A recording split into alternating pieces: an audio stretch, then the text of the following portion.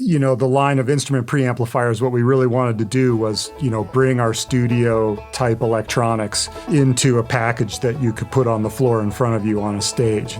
Being a non-musician and not being in bands and getting to have that experience of, making music together, I've always wanted to be as close as I can to that process.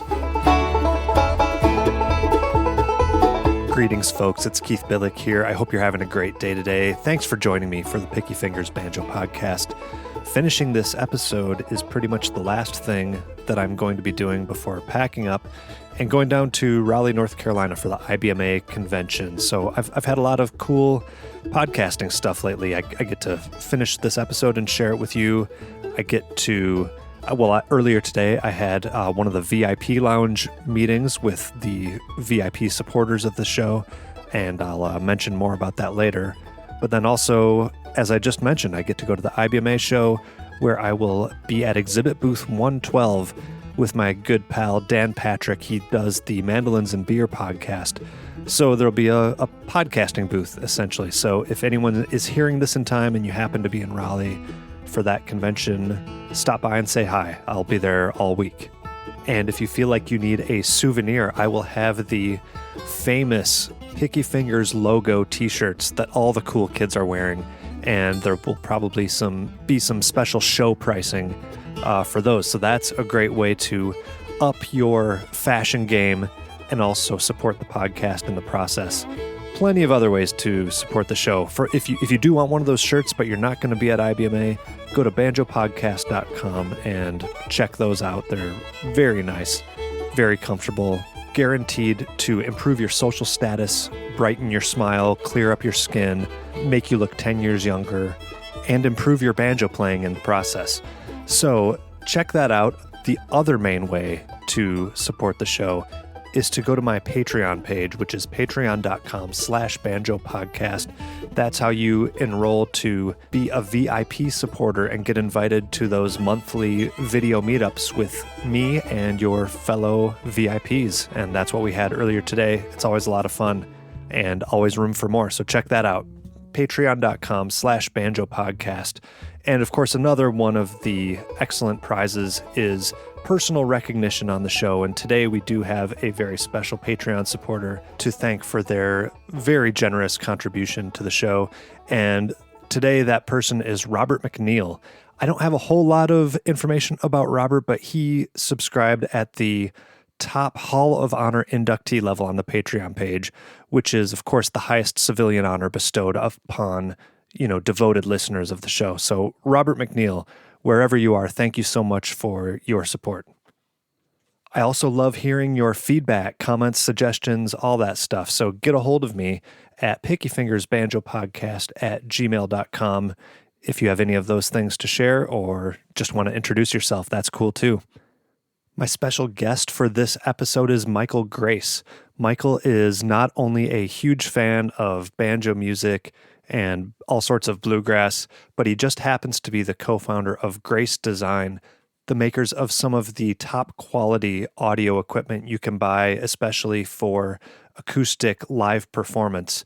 And if you don't believe me, just go back and listen to how many of the guests on this show, some of the top professionals, all say they use the Grace Felix or one of the Grace Design products. Even if you aren't interested in the Grace Design products, this is a really fascinating conversation, and I think it's a really valuable one, especially for any acoustic musician who performs live and relies on preamps and DIs and wants to know more about best practices in using those and what's even going on there. A lot of us don't have the electronics or audio knowledge to actually know what all these little boxes are doing. Well, you're going to hear it all broken down for you by one of the top audio minds in the realm of acoustic amplification.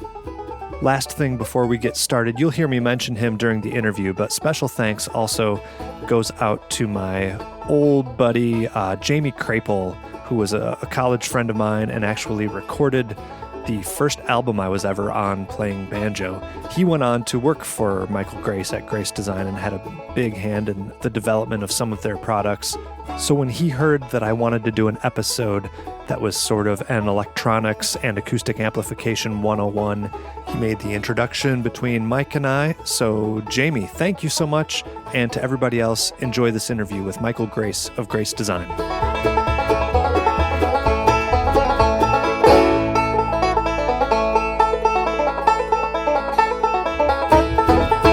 My name is Michael Grace. Grew up in Colorado Springs, Colorado. I'm a faculty brat. My father is a music professor at Colorado College, so I grew up, in a house full of music. Began raiding my dad's record collection as soon as I was old enough to operate the turntable myself, and dug into the Beatles and the Doors and Jimi Hendrix and everything else he had in there. Uh-huh.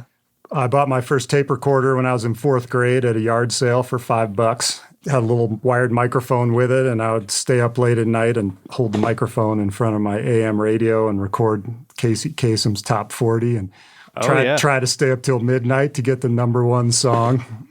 Make your own mixtapes, basically? Make my own little mixtapes, Yeah.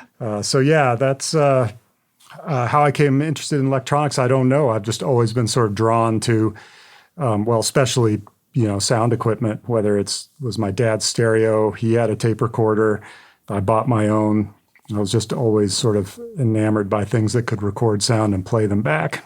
Yeah. So how did you end up focusing that into an actual discipline or formal focus for yourself? All through middle school and high school, I was the kid who, after school, I hung out at the local stereo shop downtown in Colorado Springs, drove all the salesmen crazy as I just drooled over all the stuff. So I knew that, somehow this was going to be in my future. When I graduated from high school, I thought I was going to engineering school to learn electronics.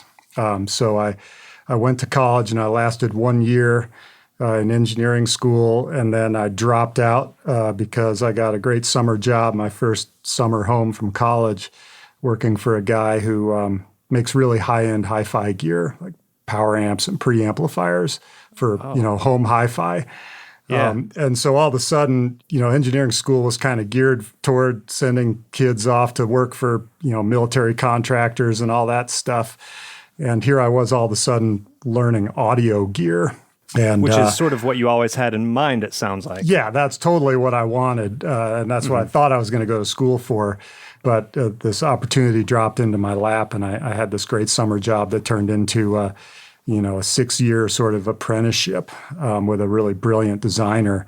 And during that time of learning this craft of building super high resolution, really transparent playback systems, I got really interested in recording. I was a big deadhead and, got some Shep's microphones and early Sony digital recorder and headed out on the road and would record dead concerts. And oh, really? Yeah. And you were one of the tapers. I was one of those tapers back in the mid-'80s, when started off with a Sony D5 cassette machine and then graduated to the early digital recorders. That was really formative because I started building my own microphone preamps for these portable systems. And as I started fiddling more and more with recording equipment, my brother Eben, who's also, my business partner in Grace Design, we've been in business 25 years now. Eben is just a fabulous musician, great guitar player, singer, songwriter, and he started playing in bands about that time. And so it was clear we had to make demos. So started getting more and more into recording. Bought a 16-track 2-inch analog tape machine and an old Trident mixer, and we set up a studio. And pretty soon I knew that was where I wanted to go. So I left the consumer electronics, home hi-fi job and moved to Boulder in 1990 and started a business of kind of a combination of doing maintenance at recording studios and doing location recording, and then slowly but surely, building a clientele of customers for custom electronics that I was building. Microphone preamplifiers primarily were the first products that I made. Yeah. So people like you fascinate me because to me, it seems like a whole different skill set to know your capacitors and resistors and your soldering, but then also having the type of ear to analyze it in a musical way. But it seems like that came pretty naturally for you. I don't know. How do you explain that, just those two skills that it takes? Yeah, well, that's a good question. I love to listen to music. I was never a very good musician. I can play a few chords on the guitar, and I actually do have a 1928 master tone that I got from Charles Sawtelle of Hot. Yeah, we'll be getting to that. I heard about this. But I love listening to music. And, back in high school, my sister turned me on to bluegrass. Hot Rides would come down to Colorado Springs. There were some other little bands around town.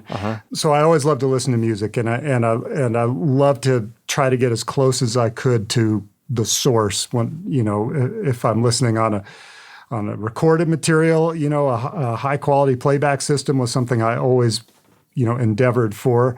When recording music, getting as close to the source and, being a non-musician and not being in bands and getting to have that experience of, making music together, I have always wanted to be as close as I can to that process, being kind of a non-musician. So I think that's how I've just been able to use my skills of listening to make meaningful products for people who are making music. Yeah, that sounds right. So you said you set up a tape system. Was there a part in time where you were actually doing studio engineering and studio recording, like for more than just Eben? Yeah. So, in the mid-'90s, shortly after I'd moved to Boulder, I did a fair amount of studio work doing albums in studios. Also did a lot of live recording, a lot of location recording. And that was either, rock bands playing at the Boulder Theater, or a lot of classical and chamber music stuff as well. I was never as good a studio engineer as I wanted to be, and I think that's probably partly just because I'm just not a very good musician. At a certain point, to really, when you're in the nuts and bolts creation of something in the multi-track environment, you need better understand music than I do. So I gravitated more toward the live remote stuff. No, I forgot where I was going. Sorry. I think I had just asked you if you had done much studio recording. Yeah. So it seems like you dabbled in it for a while, but it maybe wasn't quite your thing. Yeah, it's true. I never really got good at it, but I got more and more into the equipment. And as I got better electronics design chops, I sort of began doing more and more building of equipment, than spending time in the studio. Also, during that time, most of my rent got paid by fixing tape machines and mixing boards at local studios. There wasn't a lot of money in engineering at the level I was at, so it was kind of hard to make a living there. Gotcha. So you were designing, and the first time I became aware of you, well, let's actually pause here for a second to acknowledge, give some kudos to our mutual buddy Jamie Crapole. Jamie and I were both interns at the same time at Glenn Brown's studio here in Michigan, who's a Grammy-winning guy. He's produced albums for millions of people, but including Green Sky Bluegrass and Billy Strings. He won a Grammy for that. He's got the studio chops. He's got the design chops. He's got all sorts of stuff. So Jamie and I were interning there. Yeah. I think he was still working with us there when he got the job with you. I think that was when he left Michigan, was to go right to work for Grace Design. And Jamie and I are in touch, and he put me in touch with you when I was asking about, someone good to talk to about these topics. So I might refer to Jamie throughout this interview a few times, and that's who I'm talking about is our good friend. Jamie is an absolute core character in the Grace Design story. First of all, he's just an absolute gem of a human being, but he's incredibly bright and really has great design sensibilities. And we actually worked very closely together on a lot of the Grace Design's most popular products. Jamie's the man. Yeah, heck yeah. And he engineered the first album I was on with my first band Wait, which band was that? This was a band called Hot Toe MIDI, and this would have been when I was playing banjo for a year. So it's kind of cringy for me to listen to it.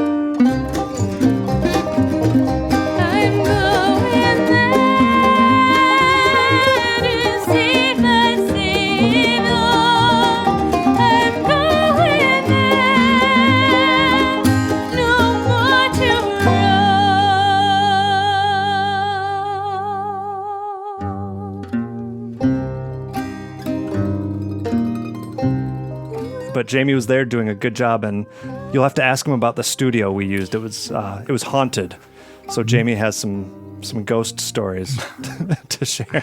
I do remember him mentioning hot tomidi. Yep. Yeah, so that was me. Small world. All right. Well, here we are. So I came to be aware of your work through Jamie talking about getting this new cool gig. And I think Glenn even had a few of your products in his place, some mic preamps. I think it was Glenn that told Jamie to call me about getting an internship that very first summer. He said, You should call these guys. And that Jamie, makes sense. Yep. So you were known for a while for your studio gear, but I think a lot of my listeners probably are much more familiar with your more recent developments for like products for performing acoustic musicians. How and when, and I guess why, did you make that transition after already being established for your studio gear? So yeah, you're right. We started making studio gear, and primarily our first products were really high performance microphone preamplifiers. So we designed these preamplifiers to be, musical, transparent, not drawing any attention to themselves, sonically neutral.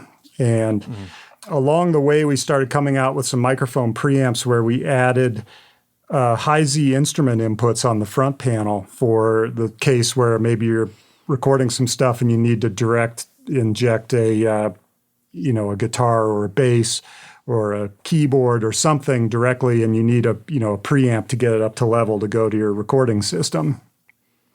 So we designed a one-channel microphone preamp called the M101, and it had a high Z input on the front.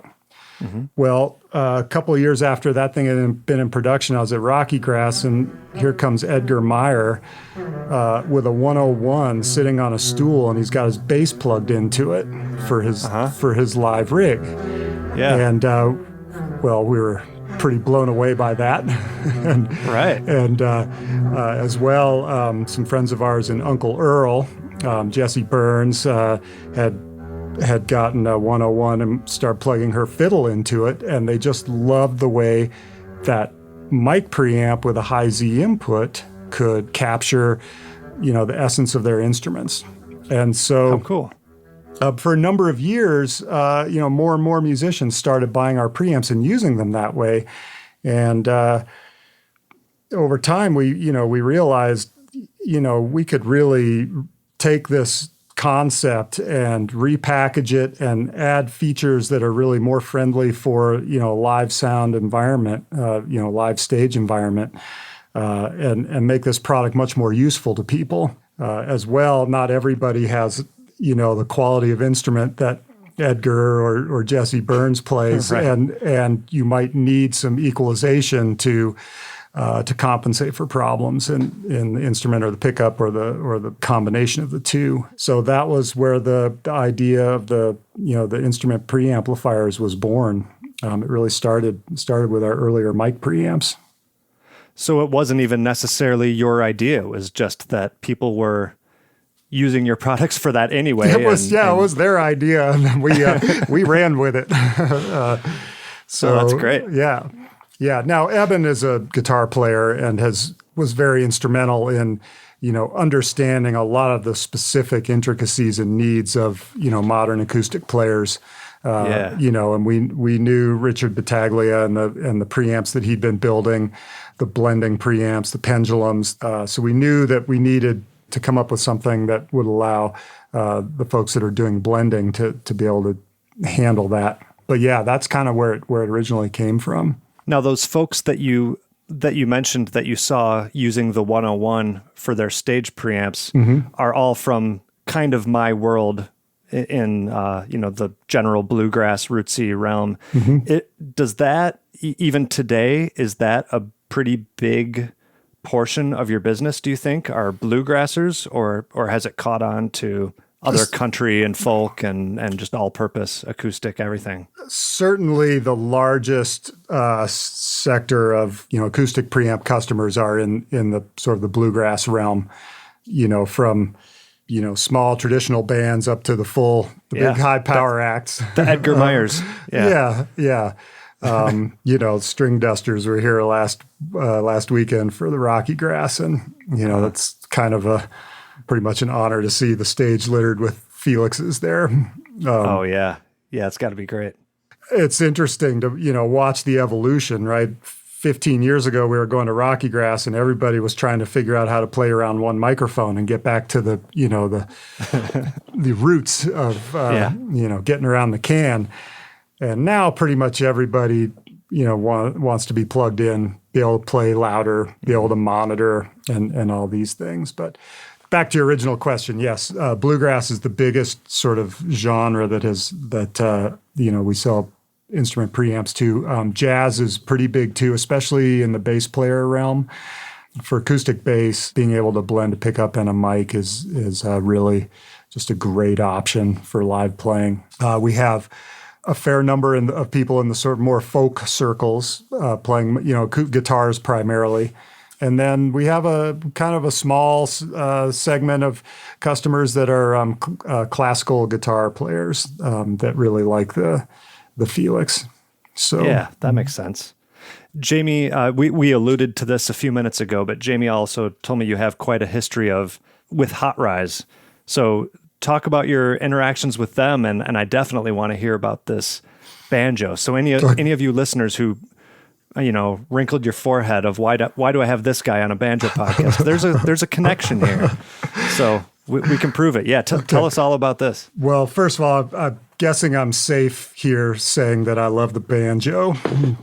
Absolutely. Okay.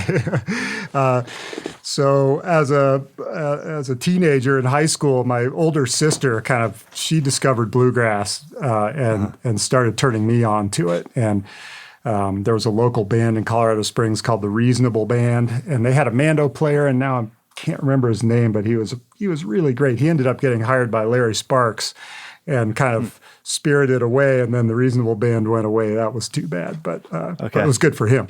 But Hot Rise, she turned me on to Hot Rise, and they would come down to Colorado Springs and play at this restaurant called the Ancient Mariner, which looked like an old pirate ship from the outside. And you go in, and everything is, nautical in seafaring decor. Yeah.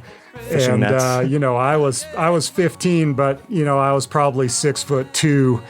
And, back in those days, people weren't really rigorous about checking IDs. So I was able to sneak in and sit in the back, and Hot Rise would play, and I just absolutely adored them. So became a big fan and would sneak in anytime I could at any club around to hear Hot Rise.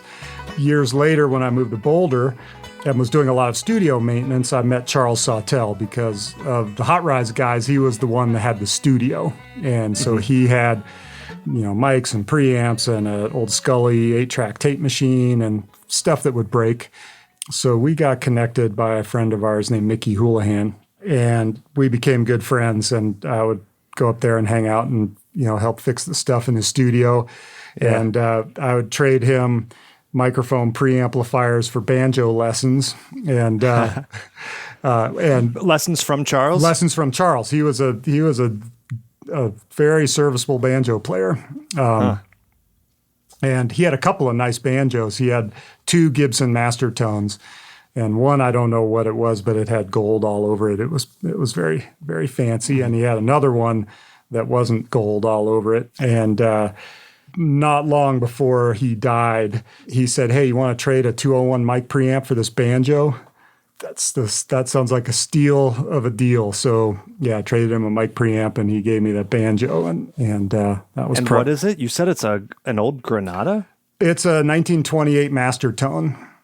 Oh, okay. And not sure of the model. Not sure of the model. I'm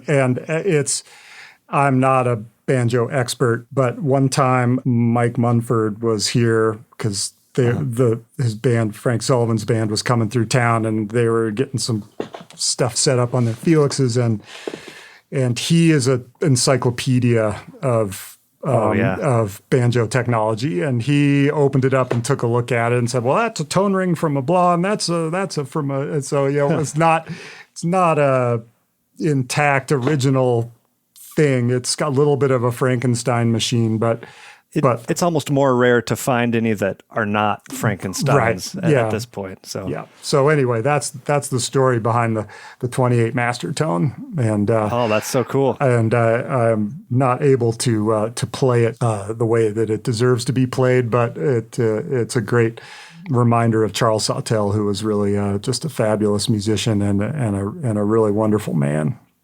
Yeah, some sentimental value, if nothing else. Absolutely. Yeah. Hey folks, it's time for me to introduce you to a brand new Picky Fingers sponsor, and that's GHS Strings. Now, GHS might be a new sponsor, but they're definitely not new to the string business. They've been making some of the best banjo strings on the market since 1964.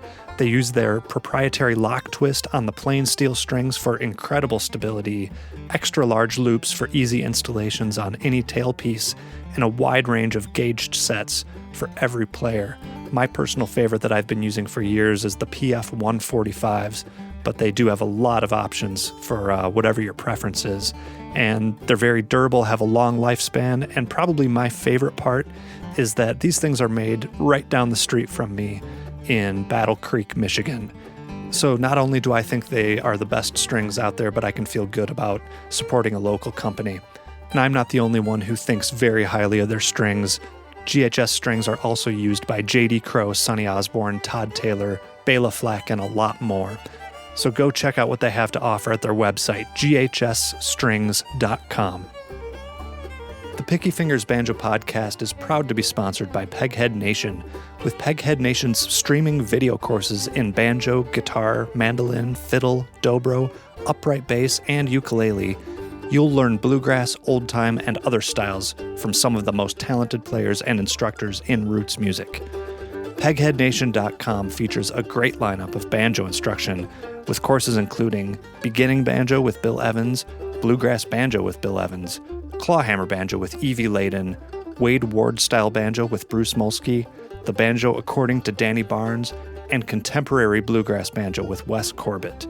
Each course includes high-quality multi-angle video lessons, downloadable notation and tab, play-along tracks, and plenty of tunes and songs to play with. So what I need you to do is join any of Peghead Nation's video courses, and you're going to get your first month's free just by being a Picky Fingers listener. Go to pegheadnation.com and use the promo code PickyFingers at checkout. That's all one word, all lowercase, and once again, that gets you your first month free at pegheadnation.com.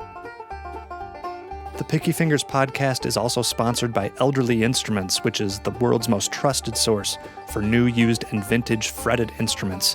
We all know how cool it is to be able to support the locally owned mom and pop businesses rather than going to the big box stores. Well, with Elderly Instruments, you're getting a place that's been family owned since 1972, located in Lansing, Michigan, but they do ship worldwide. However, shopping at Elderly Instruments doesn't mean a compromise in quality. They have a vast selection of acoustic and electric guitars, banjos, ukuleles, mandolins, and all the accessories and books you might need. They have a world-renowned repair shop that sets up all the instruments, and perhaps most importantly, a down-to-earth knowledgeable sales staff that is there to help you with anything you need, from advice on the high-dollar vintage instrument that you're looking for, right down to what picks you should buy. They're happy to help, and they're just a phone call or an internet search away. Go to elderly.com or call them at 517-372-7880 and tell them Picky Fingers sent you.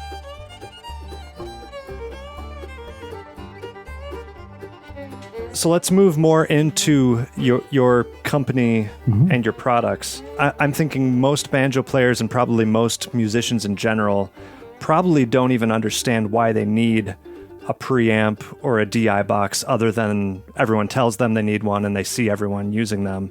So let's maybe do like a quick electronics 101. And are you able to explain why do we need preamps and DIs in the first place as acoustic musicians? Sure. Well, when you're playing live, you need to somehow get the sound of your instrument to the PA system. Mm-hmm. And traditionally that was done with microphones, right? Everybody's probably at some point played into a microphone. If, however, you want to use a pickup, you have to somehow get the sound from your pickup into the PA system. And the PA system has probably got a bunch of microphone inputs. Well, a microphone input, for one, it's a balanced line, and most pickups are unbalanced.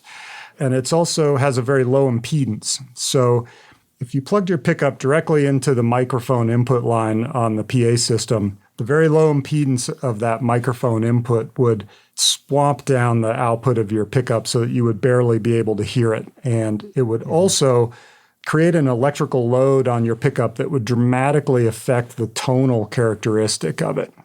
For instance, if you have a piezo type pickup as opposed to a magnetic pickup, the lower the impedance that piezo pickup sees, the less bass you get out of it. So if you were to plug a piezo pickup right into a mic input, you might only get a little bit of treble sound out of your pickup and nothing in the mid-range or bass registers.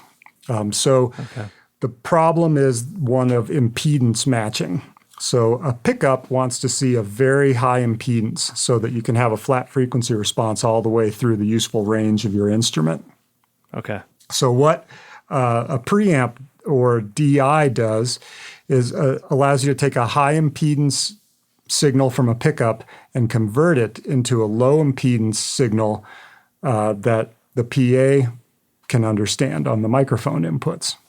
Mm-hmm. And there are a number of ways of doing that. I'm sure you've shown up at a gig and the sound guy or woman has handed you a little box, a little DI, and says, plug into this.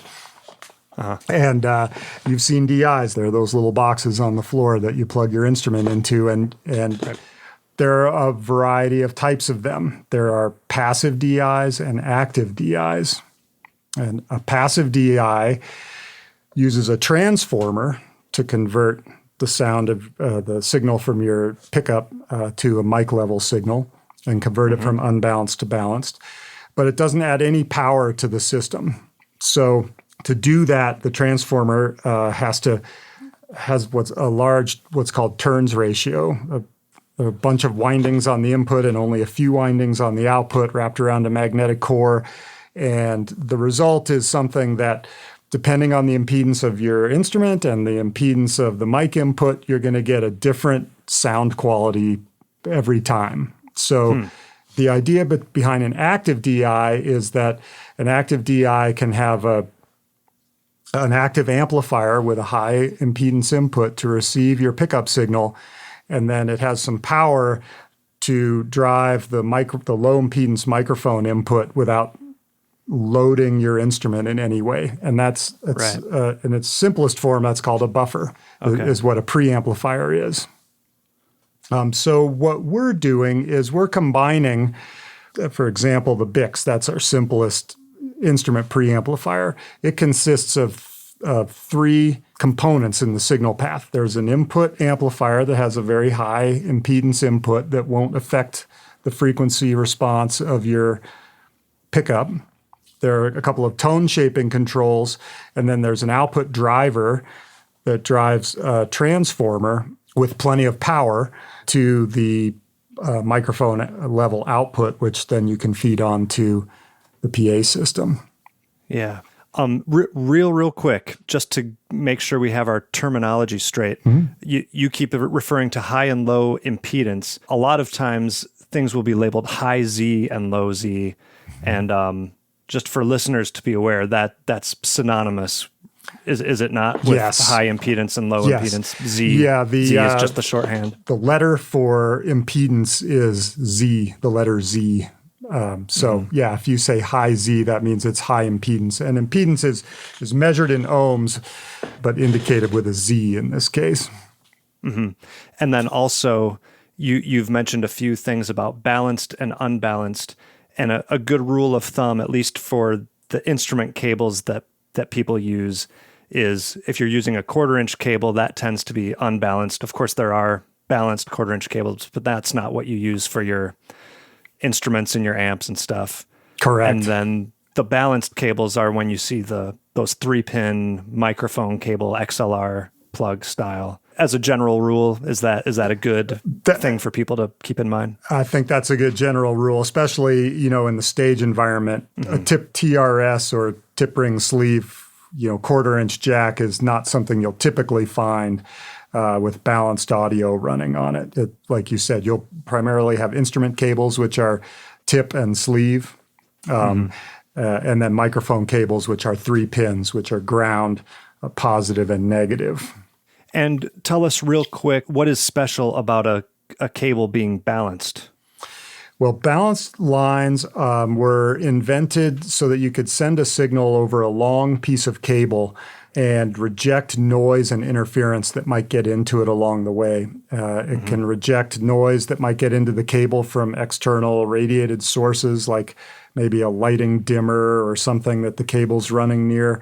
And it also rejects noise caused by having ground voltage differentials between the source and destination. So imagine, you've got your stage with all your power on your stage, and then you've got your, say, your mixing board, which is 100 feet away out in the middle of the house.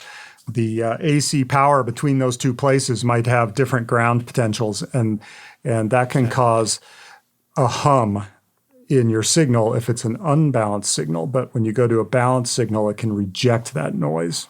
So that's why microphones and long distance audio lines are always best sent balanced. And short lines, like from an instrument to a preamp, for instance, or an instrument to a guitar amp, generally you can get away with unbalanced. Did I interrupt you before, or were you pretty much done answering the the first thing? I think the question was, why do we need DIs and preamps? Yeah. So you need them to convert the impedance, right? The high impedance to the low impedance.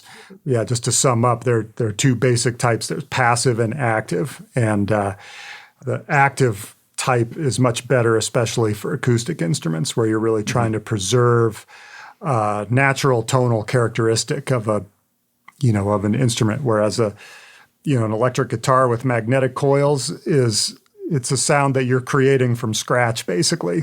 So, plugging a bass or electric guitar into a passive DI is not going to potentially make your instrument sound less real the way that could happen if you're plugging a banjo or acoustic guitar or a mandolin into a passive DI. To add to our rules of thumb, if your DI needs a wall plug or a battery or phantom power, that's a good indication that it's an active DI. Absolutely, yeah. And if it doesn't, that it can't be an active DI if it doesn't require power, right? Correct. Okay. Yep. So we referred to kind of your core design philosophy at Grace Designs, and I hope this is a clear enough question, but what would you say your design philosophy is? And where I'm getting this is Jamie did tip me off that, I guess I'll read you just what he wrote. He said, Mike designs equipment to sound as natural and musical as possible, and that to you is more important than achieving a technical specs. And you want it to just sound good with harmonically complex instruments and music. So I guess with that in mind, how would you describe your approach to designing some of these circuits and products? Yeah, it's hard to say it better than that. Thanks, Jamie. Since the beginning, and really because I really learned electronics from somebody who taught me how to listen. You use measurement equipment in the lab to make sure that your product is not broken and that it's not doing anything wrong. And then from there, things do get subjective. The type of capacitors you use, the type of resistors you use, the way you lay out a circuit board, grounding, power supply design, all these little things add together to make a piece of audio gear that sounds effortless and invisible and doesn't draw attention to itself. Mm-hmm. There's plenty of great applications for gear that's not like that.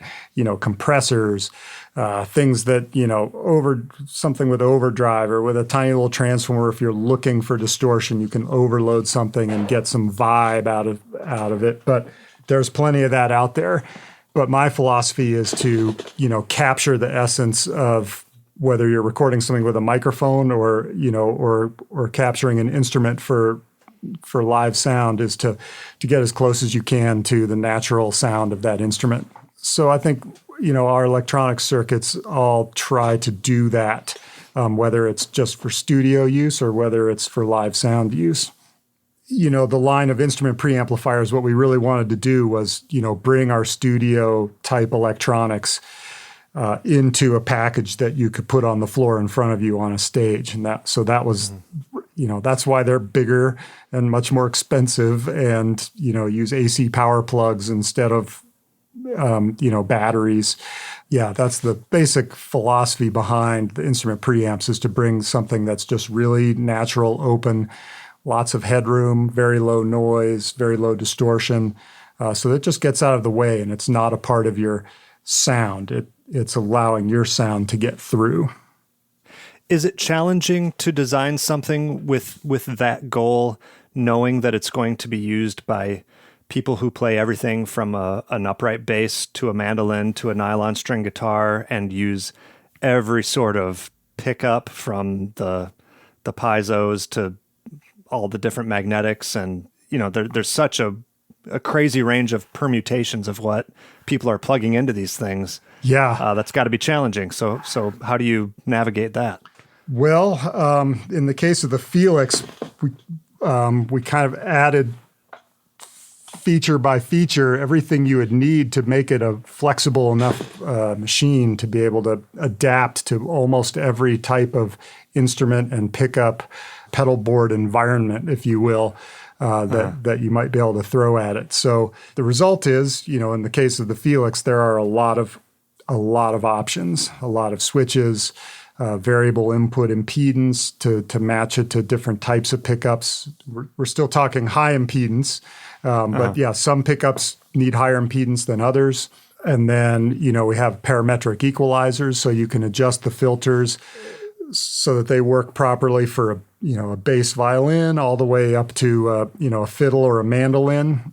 So we have really wide range of EQ settings, and then of course the ability to have a 2-channel. The Felix is a 2-channel device, so that you can have a pickup and a microphone attached to your instrument, and adjust the sound quality of each one to your liking, and then blend them together at the end to get the best of both worlds. So the Felix was sort of the kitchen sink experiment. How do we build a box that can work for almost everybody?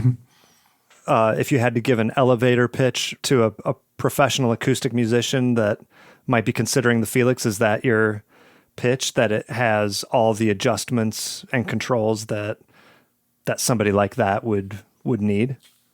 Yeah, I usually start by saying, look, even if you don't use any of these things, having an exceptionally high fidelity, low noise instrument preamp and a really high quality output, DI output with a really good transformer, is super important. I think people don't realize how much better a sound you can get out of an instrument if you bypass the little DI that's sitting on the stage, in most venues. So that's the first thing I pitch to people is, hey, this is going to make you hear a lot more of your instrument, a lot more of the richness and the harmonics and the overtones and the subtlety, and from the quietest whisper to, when you're fully laying into it, it's going to hold together. It's not going to overload. It's just going to be an invisible link. And to your point, that's even if you just have all the dials at 12 o'clock. Right. We have a lot of customers who have, absolutely fabulous tone and have, all the EQs basically set at 0. Now that, if you have a great instrument and more importantly, a good pickup installation, that's the probably the trickiest part of all of it is picking the right pickup for your instrument and having it installed properly. That will solve a lot of problems before they happen, and you won't have to try to correct for problems downstream. But most instruments definitely benefit from some mild tone shaping here and there, especially if you are blending pickup and a microphone. So imagine a piezo pickup has that really kind of thumpy, bumpy, low end, and it's sensitive to handling noise, for instance, on the instrument. So you can take a high-pass filter and roll off the bottom couple octaves from your pickup and let the microphone produce that low-frequency sound because it's going to be more natural.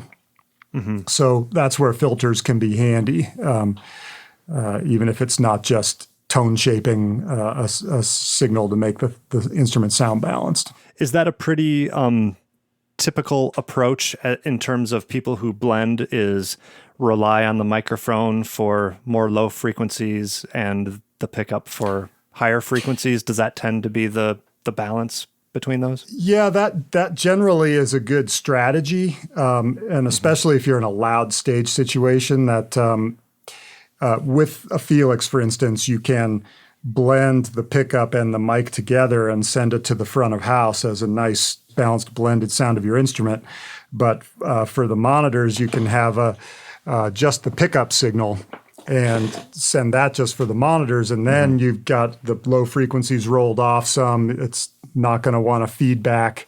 You can play louder, and but still maintain that nice, rich, warm microphone sound for the audience. For the audience, right? Yeah. I know this might be a little outside your expertise, but you mentioned how important having a good pickup installed was, at least in terms of banjos. Do you have any experience with products that are out there to either specifically recommend or specifically stay away from in terms of what you've been impressed with? Well, the ones that I know the most, well, I don't know a lot about a lot of the banjo pickups, but the ones I know that Bela plays are the EMGs. Bela is like our first big Felix customer, and so I did get to talk to his engineer, Richard Battaglia, some about this. So the EMGs, which is a magnetic pickup, but kind of an interesting design because they also use some microphonics of the coils. They have the coils mounted in a way that they pick up some of the vibrations as well as just string movement. So they actually have a little bit of microphonics in there too to bring out some of the other resonances in the instrument that you wouldn't hear just by detecting string vibration. How cool! Yeah, and then he plays a Fishman, I think, for his main bluegrass axe. And you consider both of those to be high quality and compatible with your products, or with... Absolutely, yeah. Cool. Of course, anytime you clip a microphone on too, get if you can afford it, get a DPA or some other good condenser clip-on mic, and have it a couple inches out to pick up some of the acoustic sound. That's always going to help. Yeah, absolutely. I think an underappreciated feature of you're on the Felix 2 now. You've just updated the model, I think earlier this year. Is that right? That's right. I think an underappreciated feature of the new model is the variable phase control. And anyone who's been an avid listener of my show remembers that Mike Bont of Green Sky Bluegrass talked a lot about how important it was to sync up his mic and pickup in terms of phase alignment. And it was quite a chore for him to work with his sound guy and do these measurements and try to get them in line. And now you can do that adjustment, right on the Felix. Can you maybe discuss the benefits of that feature? Like, why is it needed in the first place? And then also, how should players approach dialing that in? Right. So yeah, the phase control, it's not something new. It's a circuit that's been out there for eons. It's called an all-pass filter. And basically what it is it's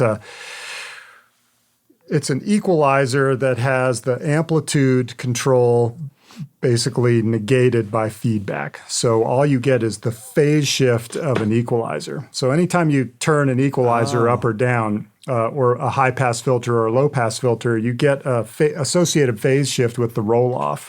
Well, what an all-pass filter does is it gives you that phase shift, but it negates the roll-off. So you get flat frequency response. Even across the board. The amplitude response is flat all the way through, but the phase changes with frequency.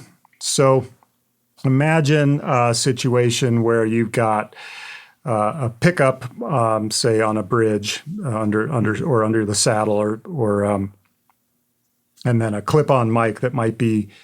Banjos don't have saddles, Mike. Oh, right. Thank you. So imagine a microphone clipped on, and it's maybe 6 inches away from the strings. Okay. So when you hit the strings, the sound goes directly into the pickup, and then approximately a half a millisecond later, it arrives at the microphone. So it's a little bit blurred. The attack of your notes, especially in the banjo registers, are going to be a little bit blurred. So by using an all-pass filter on the pickup signal, you can adjust the phase shift. And the all-pass filter on the Felix causes what's called a phase lag. Okay, so at any given frequency, there's going to be a certain amount of delay caused by the phase lag. And so, for example, in the mid-range at let's say 1,000 hertz, if you set the phase control to minus 180 degrees phase, that's approximately half a millisecond, which is also the distance of your mic from the pickup. So what that essentially does is, in that frequency range, in the mid-range of your spectrum, that pickup signal has been delayed by about the same transit time for sound going from the pickup to the mic, and they should be in perfect time alignment. Now, in theory, that all sounds really neat and clean. It's like, I just turned my knob until it sounds right. But in practice, it's not a night and day sort of thing. It's definitely subtle. And the closer the mic is to the body of the instrument, the less obvious it's going to be that there's one perfect setting. But what you will find is that as you adjust that control and also experiment with inverting the phase at the same time, so that the Felix has a polarity invert switch for each channel as well, and what that does is that makes one channel of the Felix 180 degrees out of phase at all frequencies. So an all-pass filter is only 180 degrees at high frequencies, and that changes as you go lower. So mixing and matching the polarity reversal and the phase delay can really help you find a sweet spot. And again, it may not be necessarily the thing that you might, calculate to be exactly what you need by looking at the physics of it, but just by listening by ear, listening to attacks, listening to tonal clarity, listening to that, all the notes ring the same throughout the scale. Those are the things that phase control can help you get dialed in. Do you have people sending both signals to, say, a DAW or any other way that they can look at waveforms to align it? Does that tend to be helpful? Have you heard of people doing that? I haven't. Okay. I think it might be hard to get again, you can do the math just by using a ruler and figuring out time delays and set the knob accordingly, and find that's not necessarily the best spot to your ear. So it even gets more complex because the closer the mic gets to the instrument, the whole phase response of the sound it hears compared to what your ear might hear from 10 feet back is different as well. So what the mic hears is a very complex sort of mess. And then especially if you get to an internal mic or a mic that's behind the head of the banjo, for instance, then you're really talking about all bets are off in terms of, what does time alignment mean? So again, I just consider it more of another tone control tool that uses phase shift to, help you find that sweet spot for your instrument with your pickup and your microphone. Are there other common issues that you've encountered when you discuss your products or when people call you up with maybe issues that they're having? Are there common ones that performing acoustic musicians often have with their setups? And if there are some common ones What are your solutions to those issues? Well, that's a good question. I mean, there are lots of issues, and that's part of why the Felix ended up being such a powerful tool, because everybody's got their own little problem with, for their instrument and their setup that needs a solution. The most common is people wanting to blend a microphone and a pickup. I mean, that was really kind of the impetus for the first Felix prototypes was, how do we do this without, having a 19-inch rack full of stuff and, preamps and mixers and a heavy thing where you could do it all in one box. Right. For sure, the blending problem was, the one that really, drove the development of the product in the first place. Gotcha. Having separate channels with separate equalizers for the pickup and the microphone. There are other blending boxes out there. Not all of them have separate tone controls for each channel. So it's like that kind of defeats the purpose because you really have radically different sound problems with each signal between a microphone and a pickup. Mm-hmm. So that's one. People just looking for better tone. Definitely that's an issue that people come to us with. Hey, my rig is just not sounding great. I've got such and such a thing and it's just not working well. I want to try and see if there's something better. And I think a lot of people are surprised at how much of a difference it makes to have a really, really high quality preamp and DI for their live sound. Yeah, so it's just I'd say it's just a wide range of issues. There aren't specific things. Just need for more control, I think, ultimately is the biggest issue. So yeah, that makes sense. Now which is a double-edged sword because the more control you have, the more ways there are for things to get sideways and go wrong.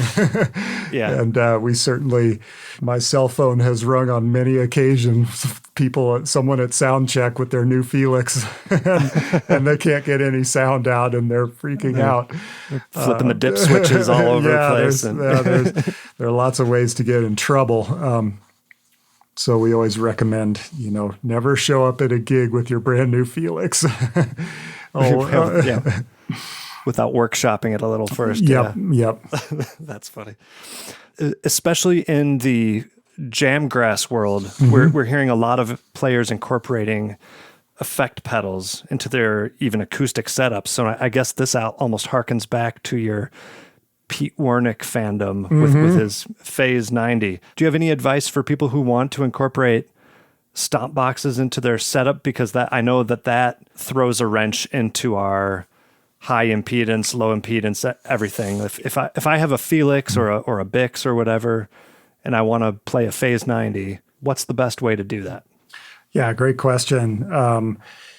I'll say whether you buy our preamps or any of the other, excellent products that are out there, the key here is having an insert, because an insert is a place where you can put your effects pedal in series with your signal path after the input preamp from your instrument, which is very critical, that what your instrument plugs into is perhaps the most important thing.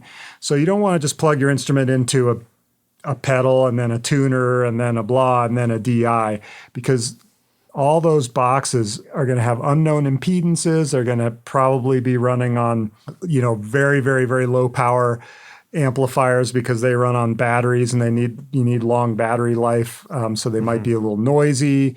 So by using a good preamp, you can plug your instrument into a really high quality preamp. And then once your instrument's been preamped, then you can send it to your pedals at a nice high clean level. And the insert send on a Bix or a Felix or an Alix is a very low impedance signal. And so it won't be affected by the circuitry in your pedals. And so you'll get less degradation of sound going out to your pedals. And then your pedals come back in on an insert return jack, which receives the signal from your pedals before sending it out the DI to the PA system. So it's great to have that insert, whether on any kind of acoustic preamp.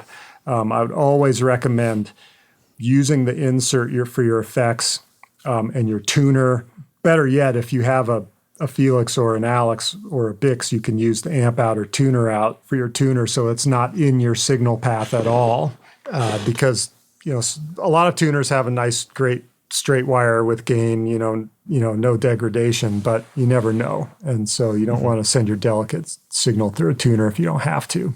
But yeah, I hope that answers the question. Yeah, I think so. So pedals in the insert. Yeah, and is insert synonymous with effects loop yes. on most of these devices? Yes. Okay. Yeah.